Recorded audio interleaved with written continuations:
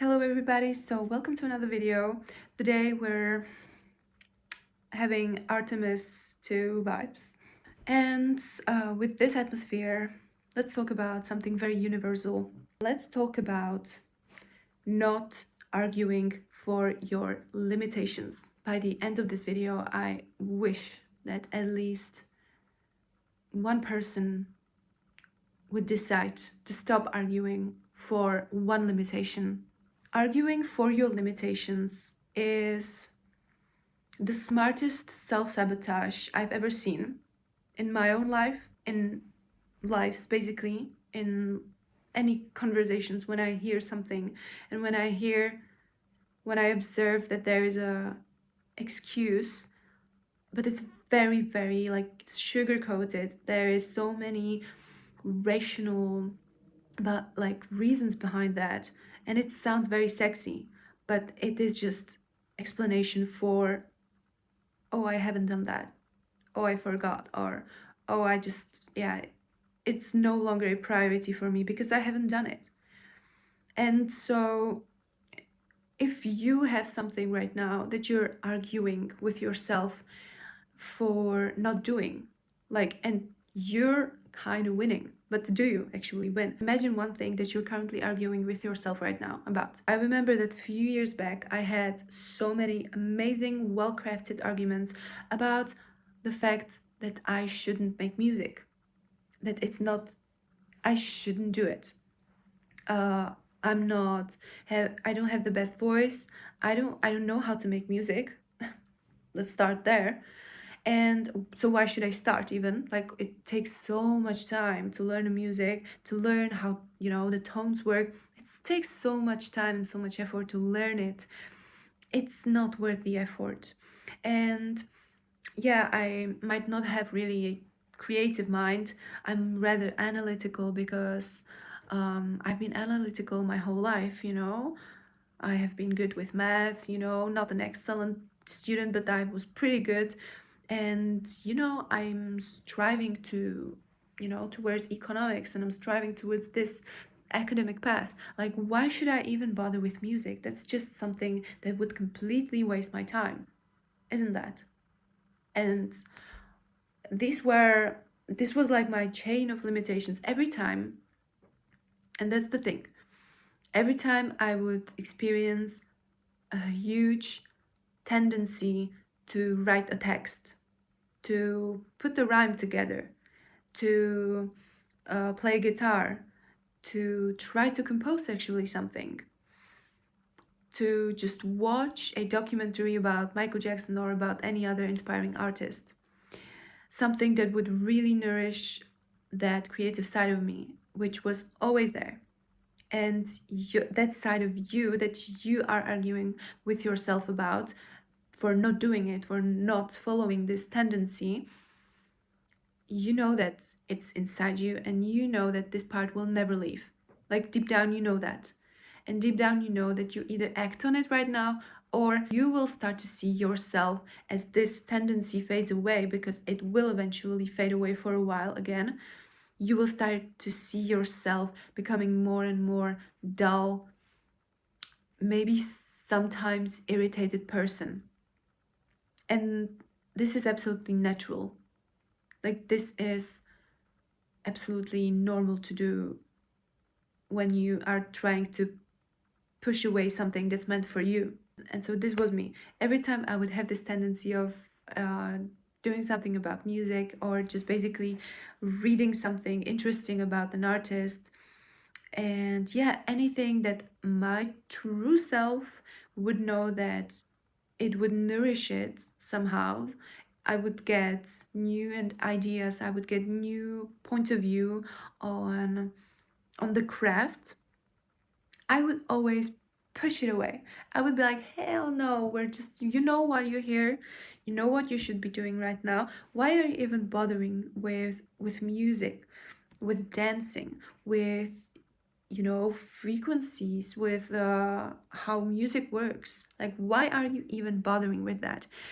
This is never gonna be your future, basically. So what's the point of dealing with that right now?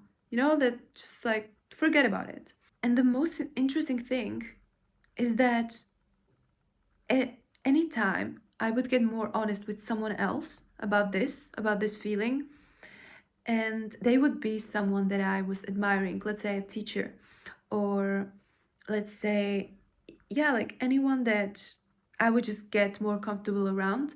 And I would say to them, see, I do have this tendency of making music. I really like it, but I'm on this path of studying economics, so I think it cannot be together, and I cannot really, mix it together. I would get distracted, and they would always agree with me. Like everyone would agree with my limitations. And this is actually very, I don't want to say concerning, but it would be only people that have been through this process of realizing that, okay, some thoughts might not be mine, but some thoughts are just inherited, some thoughts are borrowed from other people that I have. The people that I've taken these thoughts from have no business in advising me and my life. They have no business, they have nothing, they have no clue maybe that I exist. I've just heard it somewhere. And so, why does it have such a power that it is literally shaping my life? And when you start to recognize this, like, okay, some thoughts actually are just my limitations. And so, why am I arguing for them? Like, why am I the one that is arguing for not fulfilling my potential? And there is another part, and that's your brain. That's your brain loving the comfort. That's your brain loving what is predictable. That's your brain just needing you to survive this day. And that's everything that your brain is focused on. Everything that you do, your brain will make sure that you do something that's familiar, that's comfortable, that's predictable. That's everything that that's the brain's task of your life, to keep you alive. And so your brain doesn't care at all about any of your success. Your brain doesn't care about how you feel. Your brain doesn't care about anything else than you surviving the day.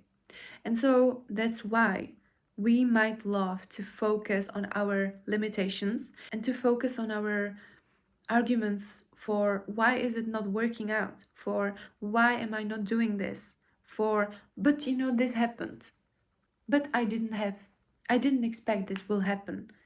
I didn't. And that's why we can do it so professionally, because there is literally emotionally, we feel that we might even feel that we're rescuing ourselves, because once we wouldn't agree for our limitations, well, then we would have to get really honest about what's really going on.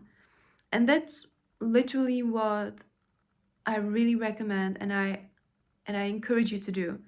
Get honest with yourself. Like when it comes to talking to yourself, when it comes to being really like serious about fulfilling your potential and really trying to like see how far can we go, well, you better be absolutely honest with yourself about anything. Like, you are your best friend, you have yourself your whole life. So what's the other person that you want to be honest with other than you? You really want to get brutally honest with yourself. Like, okay, why am I not doing this? What's actually stopping me? And why am I still arguing about it? Arguing and coming up with very clever reasons why things didn't work out for me. Why I am this person, that I'm just the unique person, that it doesn't work for me. I'm the person that, I've never been this kind of person to learn rhythm or to learn music, how the music theory goes.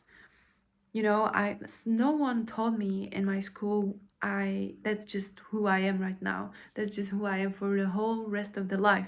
A person that doesn't know music theory because no one taught me in elementary school. I'm putting my hands out of this thing because, you know, someone should have told me.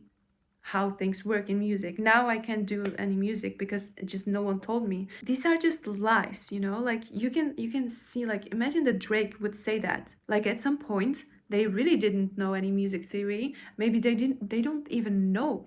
I don't know if they do know music theory or not. Some of them definitely have to know, but there are some musicians that don't even know the music theory and are amazing musicians, singers, composers, and it is possible. So you see that me putting my limit, because this was one of my limitations, me putting this limitation on myself, what was I helping myself to do? Well, I was just helping myself to avoid the feeling of discomfort, because then I would be feeling that there is some kind of danger, and my brain would start to freak out once there would be a danger in learning a music theory, because that would mean that, okay, I really want to start to compose music, and okay, so what does a person that's composing music do?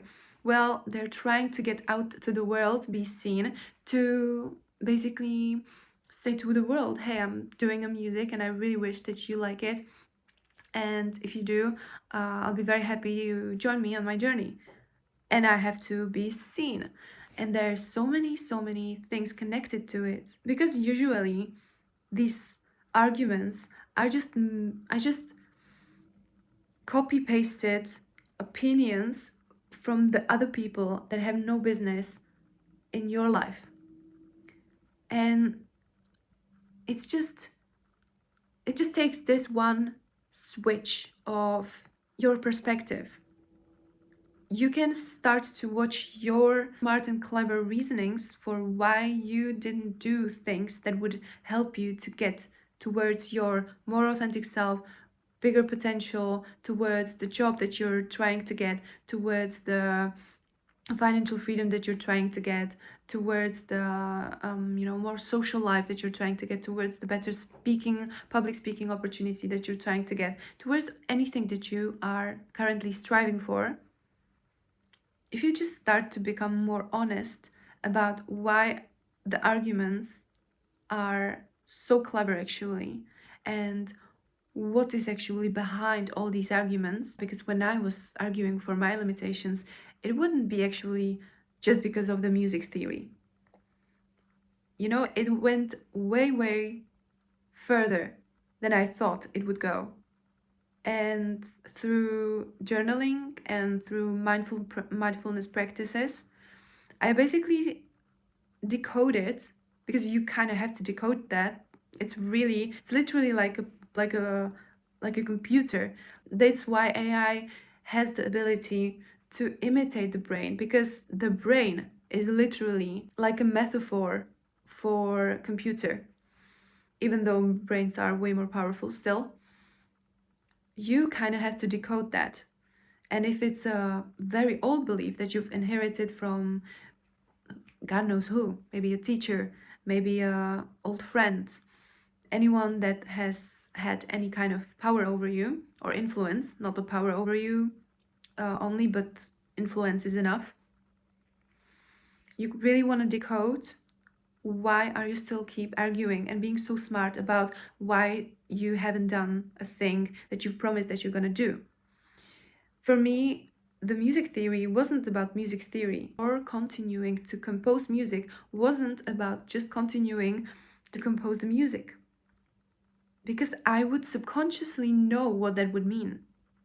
If I would continue to compose music, then I would get better at it. Then, if I would be better at it, I would probably finish a song. Then, if I would finish a song, it would be best to release it, right? Oh, and this is where it starts to be really painful, because I would still battle with the fact that I didn't want other people to see me doing music, because I would still remember that other people don't remember me as someone who's doing music, so they would have maybe harsh opinions about it.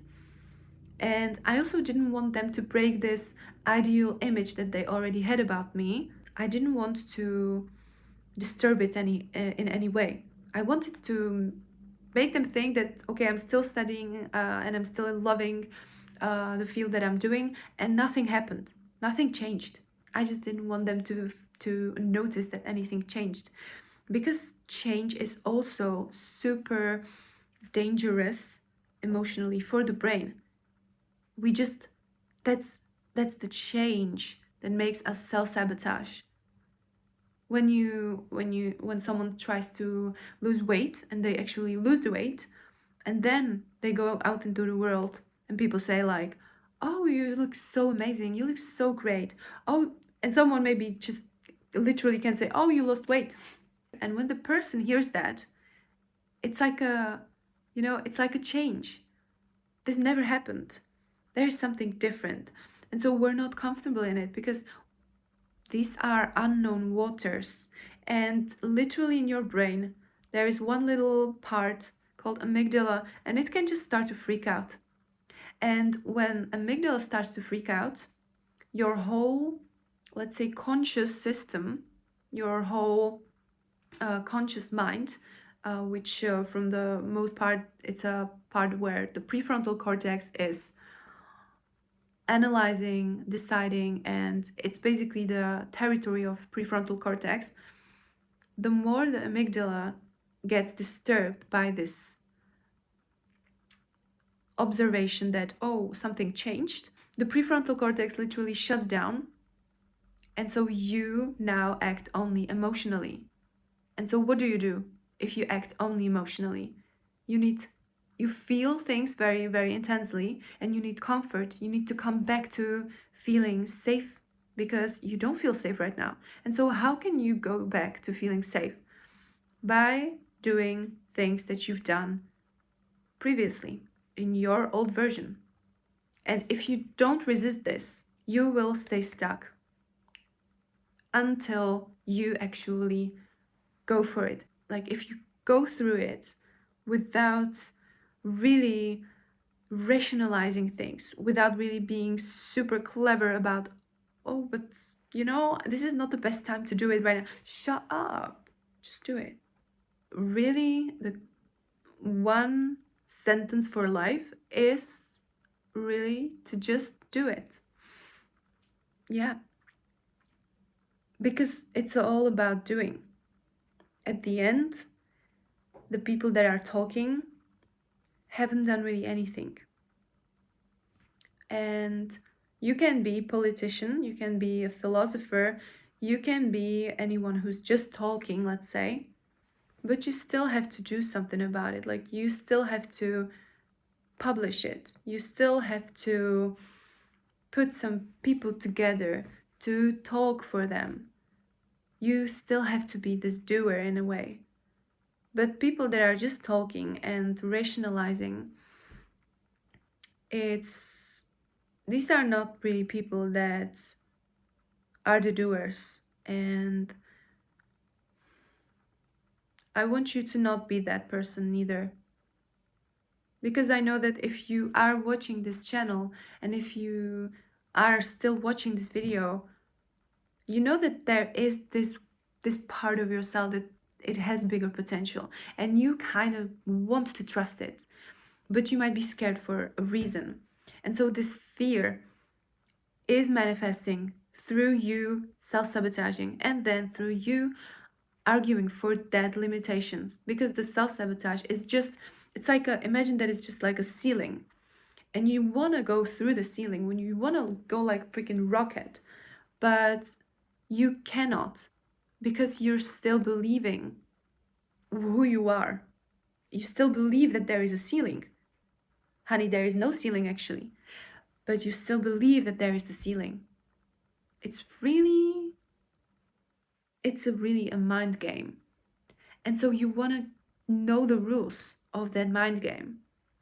You want to know how to remove this ceiling that was never there actually, but for you it was there because you believed that.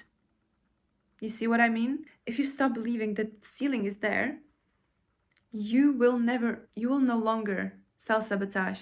You will no longer need to argue for your limitations because you know that there were never the limitations in the first place. And so how can you make yourself realize that there is no ceiling actually? Well, you do that by a combination of three things. At least what works for me. It's for the first part and the most important one, don't skip any part. You have to do all of them. It's the inner work, then combine it with action, and then keep yourself reminded, why are you doing it? This is like a holy trinity, at least what I've observed in me, what I've observed in principles, like how people work, how people stay determined, how people stay consistent. And you want to just do these three things, and the ceiling, few days, few weeks from that point when you start really to do these things, you will realize that the ceiling was never there. You will stop self-sabotaging yourself, and therefore you will not have the reason to argue for your limitations. And so if you become aware that you have to become aware of your limitations in the first place through the inner work, and then just follow through despite any emotion, any feeling that you feel. Because why? Why is it important for you? Then you have figured yourself out. And this is how you stop arguing for your limitations. I hope that this video helped in any way, and stay awesome. Become aware of your limitations so that you can stop arguing with them, and I'll see you around. Bye.